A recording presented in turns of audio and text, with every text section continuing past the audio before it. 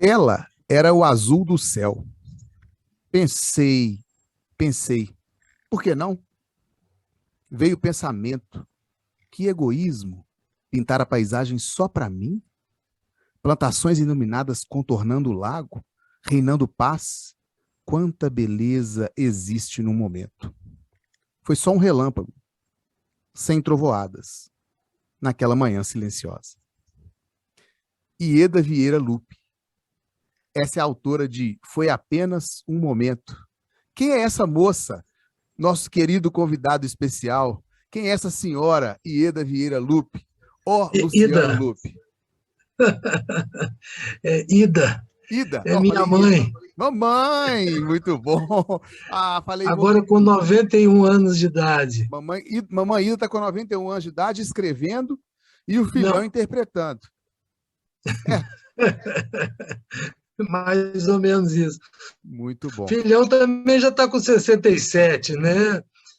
Tá novinho, Já está um pouquinho para lá do que para cá. tá, tá novinho ainda. Chantine, se você imaginar que Chantine tá com 48 e que a Maria tá com 73, você tá ótimo. Eu não Tá vou, maravilhoso. eu não vou acreditar. Ô, Luciano, então eu trouxe esse texto. É claro que eu li o texto hoje, então vai faltar um pouquinho de interpretação, mas é uma homenagem que você disse que a sua mamãe, a Ida, ela estava fazendo, voltando a escrever, e você que é um leitor de poemas, que tem aí um trabalho no YouTube, você que é ator, diretor, já aproveito, né, para dizer que o Luciano Lupe trabalhou com meu pai, pelo menos que eu sei, em uma peça chamada Qualquer Semelhança, não é mera coincidência. Meu pai, inclusive, já deixa um abraço para você, porque se na live ele talvez não pudesse, agora gravado, ele não vai conseguir, com certeza, se manifestar, mas ele deixou um abraço, falou que foi uma honra para ele ele ser dirigido por você, e que lamenta ele ter tido um problema técnico no computador dele, que ele não conseguiu enviar o link da live para todo o elenco de Qualquer Semelhança, mas ele te deixou esse abraço. Então, você é ator, E, se- diretor. e se e se Ah, ele, e se ele não se recordar, eu posso lembrá-lo também que eu participei de um trabalho dele com locução, que era Túlio e o Moleque Saci, que era uma peça infantil com teatro de bonecos. Foi ah, só uma, não, foi mais de uma. então imagino que tem a Lúcia também junto, né? Acredito eu que tem a Lúcia também junto no Teatro de Bonecos. Sim, sim, sim, Falou Teatro de Bonecos, falou Lúcia, né? E o Valdir, meu exatamente. pai. Muito bom, Uhum. que bom, que bom. Túlio, o boneco Saci. Túlio, o moleque, O, Túlio, o moleque o Saci. moleque Saci, muito bom. Luciano, vamos lá. Como é que você vai se definir para a gente, antes de eu passar para as meninas perguntarem? Você é ator, diretor, escritor de teatro e novela, leitor, orador. Como é que é? Como é que é o Luciano Lupe para essa audiência enorme conhecer? Na verdade, eu sou um faz-tudo, né? Eu gosto de mexer com tudo, eu gosto de, enfim, de me escarafunchar tudo. Mas, tecnicamente, eu posso dizer que eu sou ator e diretor de teatro. Ator, diretor, professor de teatro, que foram as áreas onde eu mais atuei. Mas eu faço de tudo. Eu faço dublagem, eu faço locução, eu faço simulação realística, eu escrevo, já escrevi textos, já escrevi roteiros, me meti em tudo, né? Eu sou um sujeito que gosta de me meter em qualquer coisa que me agrade, que me atraia, que me faça apaixonar por aquilo.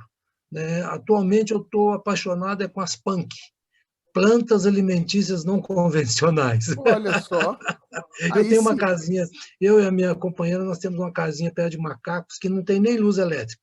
Ah, E eu comecei agora nessa pandemia, comecei a pesquisar sobre as plantas alimentícias não convencionais e estou assim cada vez mais apaixonado, mais motivado com tudo isso. E acabei escrevendo um texto infantil, um livro, né, uma história para criança a respeito de uma plantinha que chama azulzinha do bosque. E a Ivana, que é minha companheira e que é artista plástica, está fazendo a parte os desenhos todos do livro. Então, assim, eu não paro, né? Eu estou sempre fazendo alguma coisa, escrevendo, fazendo qualquer coisa que esteja ligado com arte. Que A maravilha, arte me pegou na veia. que coisa Então, é meio boa. difícil definir. Eu sou artista, no modo geral. É Não engraçado que sou bom em nada, sou ruim em tudo, mas eu entendi. faço de tudo um pouquinho. A gente acredita. Pode crer que a gente acredita. Ó, engraçado que eu perguntei exatamente, falei assim, o pai, como o que eu falo do Luciano? O Luciano é. Aí ele falou assim: o Luciano é tudo, bro. O Luciano é tudo. Eu falei, então tá bom, então que bom. E com certeza faz tudo muito bem. Eu queria falar um pouco, infelizmente, nós estamos um pouquinho limitado aqui, porque quando eu faço ao vivo, eu consigo fazer o compartilhamento das telas com mais destreza, com mais agilidade, e aqui eu não vou me arriscar. Então, eu só queria saber um pouco, Luciano, do seu trabalho no YouTube. E aí, agora, Chantine e Maria, fiquem sabendo vocês, viu? Que agora eu tenho 10 mil inscritos no Instagram, e aí eu coloquei o arrasta para cima lá, para chegar, para poder levar. Eu espero que você tenha conseguido com o meu arrasta para cima, viu, Luciano? Conseguido receber alguns inscritos lá no seu canal do YouTube, o canal Luciano Lupe. E lá Com você tem certeza. um trabalho de leitura de poemas, não é De isso? poesia, De poesia. exato. Como é que é Pois isso? é, isso aconteceu tem mais ou menos, tem mais de 20 anos. É, eu estava quase que parando de fazer teatro, Hum, porque eu estava trabalhando muito com teatro, mas em treinamento em empresa, quer dizer, técnicas teatrais aplicadas ao desenvolvimento profissional. E com isso eu estava um pouco afastado dos palcos. Aí a minha esposa, que é artista plástica, cantora, estava com um músico, o Evaldo Nogueira, e eles faziam shows à noite, né? E eu sempre ia assistir e falava assim, deixa eu dar uma canja, deixa eu falar pelo menos uma poesia, porque eu não queria ficar sem o exercício, né, do trabalho do ator. E aí a coisa começou a dar certo e que nós acabamos criando um grupo que se chama Voz e Poesia e começamos a trabalhar com poesia e música. Criamos um espetáculo que se chama Cartas Poéticas, que deu certo e correu o mundo. A gente tem uma mesa, a gente criou umas cartas que a gente coloca numa mesa e convida algumas pessoas da plateia, quem desejar, que venha sentar-se ali junto com a gente, fazer uma pergunta mental, assim como alguém que senta na frente de um tarólogo, de um adivinhador, de um guru, qualquer coisa desse tipo, que faz uma pergunta mental sobre uma questão pessoal dela, e ela tira uma carta do baralho. E a resposta é, portanto, uma poesia e uma música. E no final da consulta, a pessoa leva a cópia da poesia, a letra da música, e a gente começou a fazer esse trabalho e começou a dar certo. Até que chegou um ponto que o pessoal da Mana Keila, de São Paulo, que é um treinamento, né? Fazem treinamentos corporativos, nos contratou para que a gente fosse todo mês fazer o final, o fechamento de um treinamento. E assim nós ficamos 9 anos viajando para São Paulo fazendo esse trabalho com as cartas poéticas. Fizemos 3 CDs, e, enfim.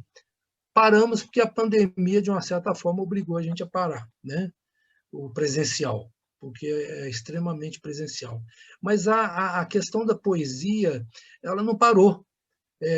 Quando eu estava fazendo as cartas poéticas, eu tinha mais ou menos umas 60 poesias na ponta da agulha, na hora que precisasse estar aqui.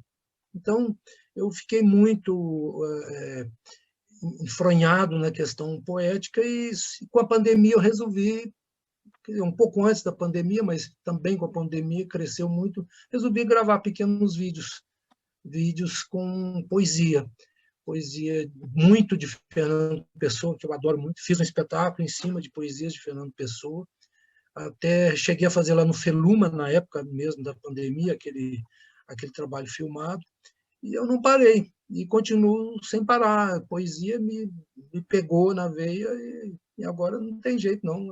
E deixa Vai morrer comigo. eu fiquei curioso, essas cartas poéticas, as pessoas, as respostas batiam com a pergunta das pessoas? Ô, Bruno, é interessantíssimo, porque no início a gente não sabia o que ia dar, né? Uhum, Então, o que acontecia? No início, eu vou te contar alguns casos que eu acho contar um caso que eu acho interessante. Uhum. A gente tinha grandes poetas, sempre tivemos grandes poetas para trabalhar com eles, né? E teve um dia que chegou sentou-se na mesa um sujeito, postura assim bem dura, bem rígida, Uhum. e saiu para ele, na hora que eu falei, ele tirou a carta, saiu para ele um poema do Vinícius de Moraes que se chama Ternura, e eu teria que começar a dizer para ele assim: eu te peço perdão por te amar de repente. Só que na hora que eu olhei para o cara e falei, se eu falar nisso, será que ele vai entender que não tem um sentido pessoal? Eu não sei como é que o cara é, né? Uhum. Aí eu fui esperto, malandro, né? Aquela malandragem de ator. Seu pai conhece muito bem esse tipo de coisa.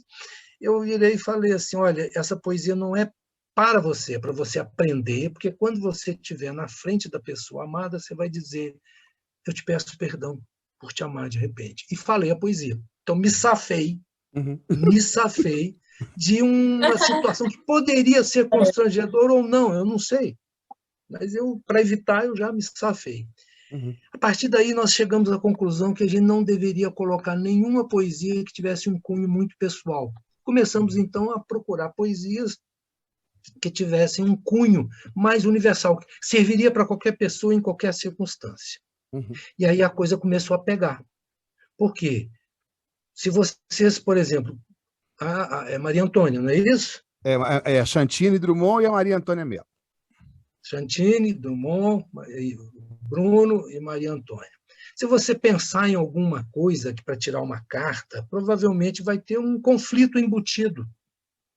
Pensa aí, e a minha vida, e isso, e aquilo, e o estudo, e o trabalho, e aquela minha questão de relação ou na família. Você vai pensar em alguma coisa assim. Aí a poesia, por exemplo, de Flora Figueiredo, ela começa dizendo assim: se tiver que ir, vai. O que fica para trás, não sendo mentira, não rasga, não rompe, não cai, ninguém tira. A pessoa fala: nossa, isso é para mim. Né? Porque Entendi. bate para ela de alguma forma. Ela, ela percebe naquele verso alguma coisa que diz para ela. Uhum. E aí o Evaldo já está no violão, flor de ir embora, é a flor que se alimenta do que a gente chora. Aí a pessoa, nossa senhora, está falando para mim, para minha alma. Então começou uma choradeira, as pessoas Ela choravam. se identifica, né? Oi? Eu não Ela escutei? se Não entendi. identifica, a pessoa se identifica. Exatamente, a pessoa se identifica. E aí esse jogo começou a ficar muito forte. Chegou um ponto da gente até fazer uma experiência muito maluca, mas que foi abortada, que era de fazer consultas individuais. E aí chegou uma pessoa que, na hora que eu falei a poesia, a pessoa começou a chorar, começou a contar a vida dela, virou terapia. Aí eu fiquei apavorado. Não, nós não estamos fazendo terapia. Isso é um show poético musical, né? E Uhum. aí voltamos a fazer nesse sentido. E foi muito interessante. Então, sempre tem muita reação das pessoas que contam como que aquilo bateu para ela, como que aquilo foi importante. E é um trabalho assim que eu não vi em lugar nenhum. E com isso a gente já viajou, fizemos em Cuba, fizemos na Espanha, fizemos no Chile, realmente onde a língua espanhola, né, e Portugal. Fizemos uma pequena turnê em Portugal. E foi muito rico esse, e continua sendo muito rico. Estamos só esperando a pandemia passar para a gente poder voltar a fazer. Maravilha. Deixa eu trazer a Chantine para cá. Gente, que bacana, adorei a história. Bacana. Muito legal. Chantine, eu sei que você tem uma pergunta. Agora você está fixada. Como é que funciona? Deixa eu explicar o Zoom. Nós estamos fazendo pelo Zoom. Obrigado, Zoom, maravilhoso. Funciona o seguinte: você está fixado, então só aparece você, tá bom? Então, você capricha, hein, Chantine? Você ilumina a tela do Teorizando aí, por favor, hein, Chantine? Aproveitando aproveitando beleza de Chantine aqui, gente. Como vocês sabem, segunda-feira Teorizando Arte, terça-feira Futebol com o Galo, quarta-feira Profissões e quinta-feira Esportes. Beleza aí, ó, Chantine? Muito bom, é isso aí. Então, Chantine, conta a sua história um pouquinho para o Luciano, e faz a sua pergunta, por favor, e muito obrigado, maravilhosa, por você estar aqui. Obrigada a você, Bruno. Eu adoro participar, principalmente para falar de arte, né? Então, ter esse ambiente aqui para a gente poder falar sobre esses assuntos é bom demais. Oi, Luciano, prazer. Tudo Muito bem? feliz de estar aqui, trocando esses conhecimentos e tudo com você hoje, com todo mundo aqui, Maria Antônia e Bruno. Bom, eu sou atriz desde 2018. Eu sou atriz com DRT e tudo, eu tenho 20 anos, sou nova ainda, estou começando nessa estrada, tem pouco tempo. Esse ano eu fiz um filme, protagonizei um filme que a Maria Antônia gravou junto comigo, minha parceira de cena.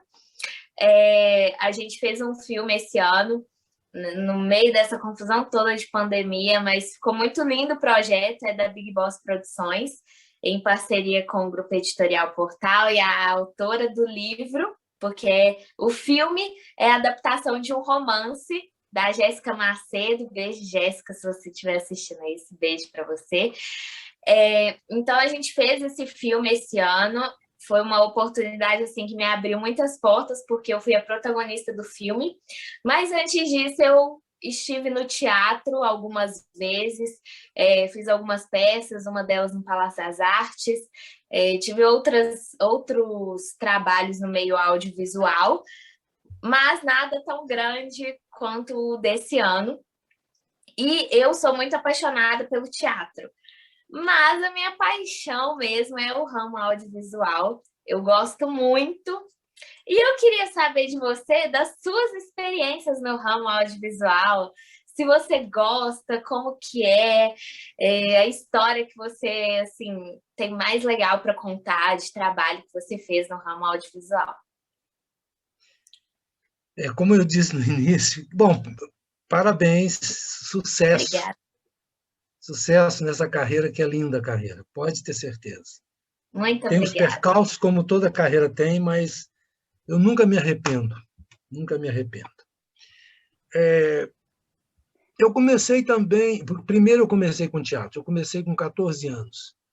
Na época não tinha escola, né? Na época a gente fazia teatro e depois conseguiu o DRT, comprovando que você tinha atuado antes da data da Lei 6.533. Então, eu comecei fazendo teatro, e era numa época da ditadura, uma época difícil, complicada. Então, eu aprendi com pessoas assim, J. D'Angelo, sabe? Eide Ribeiro, gente da pesada com quem eu, com 14 anos, fui aprendendo muita coisa. E depois de alguns anos fazendo teatro, me chamaram para fazer alguma coisa de vídeo. Na época era vídeo mesmo, né? Que era rolo, era acetato, não tinha essa facilidade de fazer hoje em dia. Comecei a fazer várias coisas, um comercial aqui, uma coisa ali, um curta-metragem ali, e comecei a fazer muito comercial. Na época era SSV, Salesianos dos Salesianos de Dom Bosco, né? A SSV, Sistema Salesiano, que fazia muitos comerciais. Eu devo ter gravado uns 80 comerciais de televisão. E aí eu comecei a fazer muita coisa, deve ter até no YouTube, eu acho que tem. Então, assim, comecei a fazer muita coisa na área de comercial e depois você vai pulando de uma coisa para outra, né? Na nossa área, muito isso.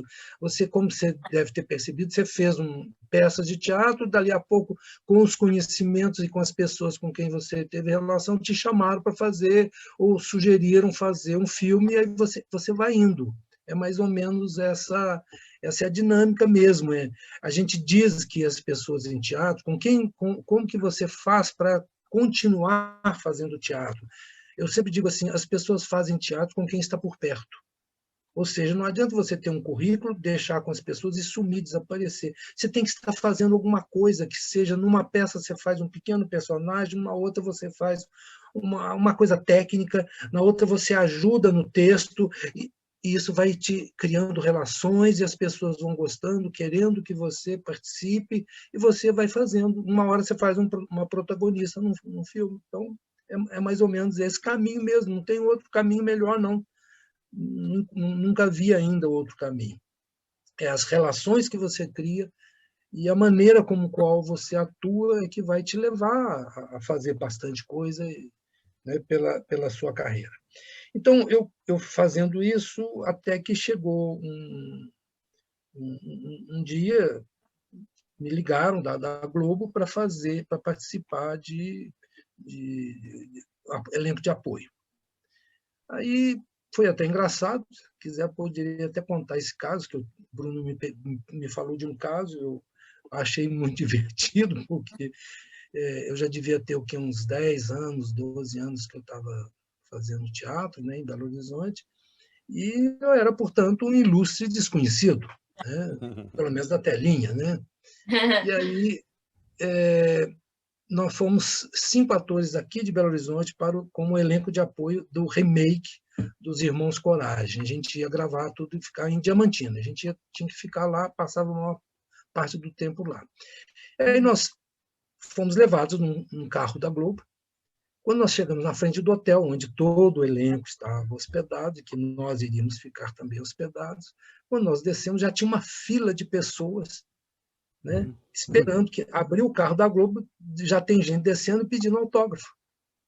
Na hora, assim, você me dá um autógrafo, eu fiquei olhando, será que é para mim? Deve ser alguém famoso que está atrás de mim, mas não era só nós que estávamos saindo do carro. Provavelmente porque saímos do carro da Globo, né? Aí foi muito engraçado, porque eu fiquei meio constrangido, assim, porque eu vi que eles estão pedindo... Ninguém aqui que está pedindo autógrafo foi em Belo Horizonte e assistiu alguma peça que eu fiz, com certeza que não. Pedindo autógrafo porque eu desci do carro da Globo, provavelmente. Então, no primeiro momento, eu fiquei assim, constrangido. Me dá um autógrafo, me dá um autógrafo, me dá um autógrafo. Assim, eu acho que eu tenho que ser simpático, né? Eu vou dar um autógrafo. Ah, pois não, claro. Aí, na hora que você pega um papelzinho, um caderninho para assinar, começa a aparecer 2, 3, 5, 10. E você fica assim, meu Deus do céu. Ah, me dá também. Ah, eu também quero. E você vai.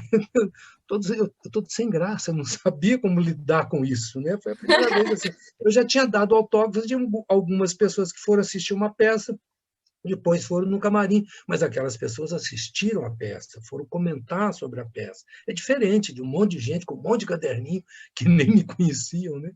E aí, me dá um autógrafo, me dá um autógrafo. No que eu estou dando um autógrafo, eu ouvi uma conversa de uma mulher atrás de mim que não falou tão baixo, e eu escutei muito bem. Ela falou assim, engraçado, eu não estou lembrando o que ele fez na outra. Ele estava pedindo autógrafo. Aí eu relaxei e falei assim, não, já sei.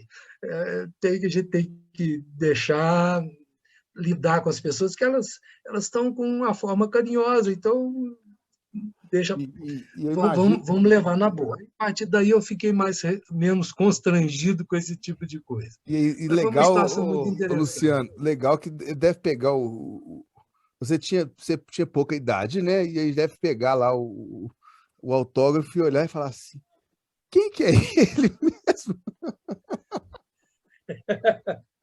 Deve ser uma cena muito interessante, a pessoa ir com o autógrafo para casa, né? Mãe, aqui, ó, um ator da Globo aqui. A mãe fala, é esse aqui. Quem é esse? O que ele fez na outra?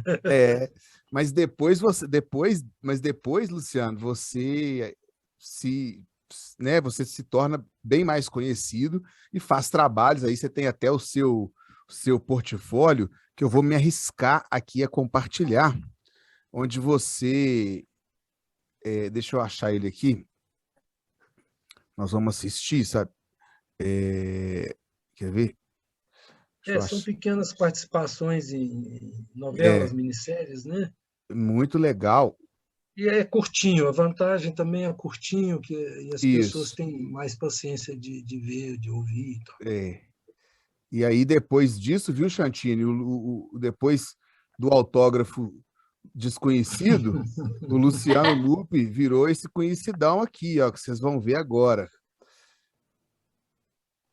Deixa eu colocar aqui. Talvez o YouTube, Luciano, ele vai me tirar o direito, vai dar uma vetada quando eu postar, por causa do direito autoral. Mas aí, Sei. se isso acontecer, tá? Eu me comprometo a tirar. Eu tiro. Se acontecer isso, eu tiro o seu vídeo e aí compartilho ele de uma outra forma, entendeu? É Ok. fácil de fazer. Mas nós vamos mostrar aqui que eu acho que vale a pena. Vou fazer um compartilhamento aqui, ó. Mas, Luciano, adorei a história do autógrafo. Acho que se fosse eu ia assustar também. Eu ia ficar olhando Não, para trás. O que está não é? acontecendo? Eu ia ficar doidinha. Muito bom mesmo. Eu não sei se está passando Tá. eu não Eu tô sei, vendo. mas o som, olha aí. Tem som não, né? Tá baixinho. Tá baixinho, então vamos ver o que eu tenho que fazer. Peraí. Que tem um jeito de compartilhar o som. Aqui, ó, achei. Olha só. São Paulo. Foi? Oi. Vamos começar de novo? Vou até mutar o microfone. Vai lá.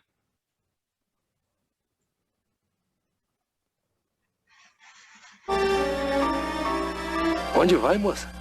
São Paulo. É longe por demais. A moça nunca há de chegar. Itaú Power Shop. Para um público respeitável, um presente admirável. Ô, Luciano, esse primeiro é com a Priscila Fantin. Como é que chama Esse foi... como é que chama, gente? Oh, falhou a memória. Falhou? Falhou. Alma gêmea? Alma Gêmea. Alma Gêmea. Isso. Maravilha. Alma Gêmea! Aquela Não, que legal! Eu não estava identificando. Que Da legal. metade Foi- da laranja. Foi dois no alunos. início da novela. Que legal, que legal. E aqui, Papai Noel. Papai Noel eu fiz, assim, milhares. Esse aí é o Vinícius de Moraes, eu fiz no programa Por Toda a Minha Vida. Um presente admirável. Vamos entrando. Você fez o Vinícius de Moraes. Fiz o Vinícius de Moraes. Como eu não sou um sósia do Vinícius de Moraes, eu achei que a direção teve uma sacação muito boa, que eles me colocaram de uma forma que não me aparece tão claramente. Eu só fiquei mais atento à voz, ao sotaque, à interpretação, ao jeito dele, do que preocupar com a caracterização física real, né? Porque eu não sou sósia. E Vinícius é um cara super conhecido. Então, E isso aí, como é que chama esse? isso faz parte do programa Por Toda a Minha Vida. Ah. É uma cena que o Pedro Bial e o Cazuza vão atrás do Vinícius e o Vinícius embebeda os meninos. E isso é o Pedro Bial contando dele quando criança. Vai aparecer na sequência aqui do filme. Acho que o vai. Cazuza eu identifiquei, mas o Pedro eu não sabia que era o Bial, não. É o Bial. Qual de vocês é o filho do João? Eu sou o Cazuza. E esse aqui é meu amigo Pedro. Pedro é o nome do meu filho com uma bela mulher. Por isso aqui, Helena. Esse é um filme, Vida de Menina. Nós ganhamos vários prêmios em Gramado com esse filme. Foi direção da Helena Souber. E eu fazia o Mota, daquele Beco do Mota lá de Diamantina. Que legal. 2 metros. Menina.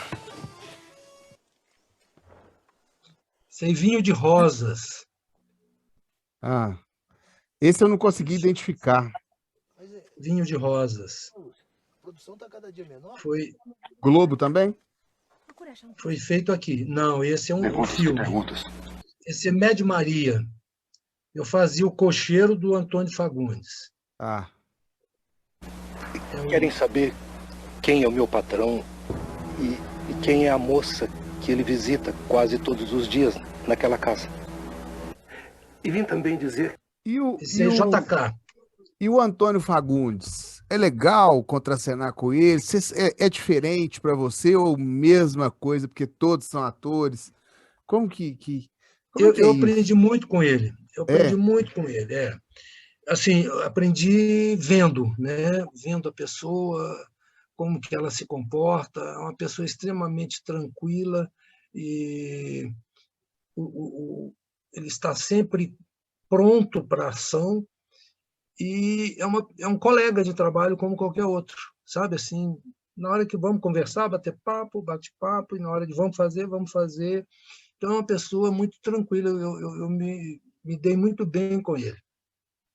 Agora, tem uma coisa interessante, se você gostar de caso, tem uma coisa interessante, quando eu estava fazendo Médio Maria, que eu era o cocheiro dele. Então, eu trabalhei durante toda a minissérie. Fui contratado durante 7 meses para fazer o cocheiro dele. Então, onde tinha a cena do cocheiro, né, o cocheiro entregava a carta, ele fazia aquele papel do entregador de cartas, de entregador de... Sabia de tudo, né, da vida do patrão dele. E aí eu tinha uma carruagem, eu tinha que dirigir uma carruagem, né? E eu não tinha experiência com isso, a Globo me levou para ficar no Rio por 4 dias e eles me mandavam todo dia para um rancho que só lidava com cavalos que trabalham para a Globo, cavalos, animais, principalmente cavalos. Então, eles são especializados nisso. Então, eu tive lá um professor para como é que você vai lidar com animal, não sei o quê. Olha, aqui você puxa a rédea assim, você cuidado com aquilo. Pá, pá. Eu fiquei treinando. Eu tinha que aprender como é que desce, como é que levanta, como é que sobe, para não dar mancada, né? Eu não conhecia, não tinha experiência com cavalo assim. Aí, os cavalos com quem eu treinei foram os cavalos que foram para o Projac, para a cidade cenográfica.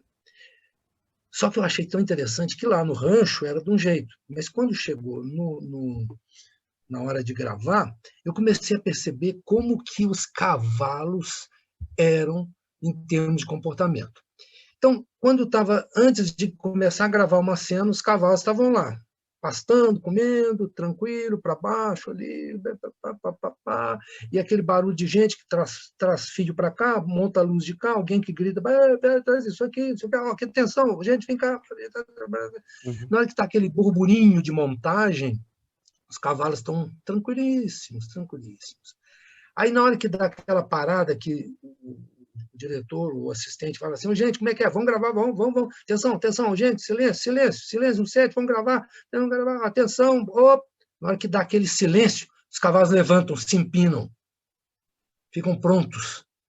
Na hora que o diretor fala ação, eles já começam a se locomover. É impressionante. Ele já começa, e na hora que termina, corta, os cavalos voltam para o meio a pastar, é outra coisa. É impressionante a capacidade que esses cavalos têm, são atores de primeira qualidade. Isso que eu ia falar, os cavalos são falta atores. Da DRT para eles. Isso que eu ia falar, você tirou as palavras da minha boca, os cavalos são atores. Que coisa são incrível. Atores.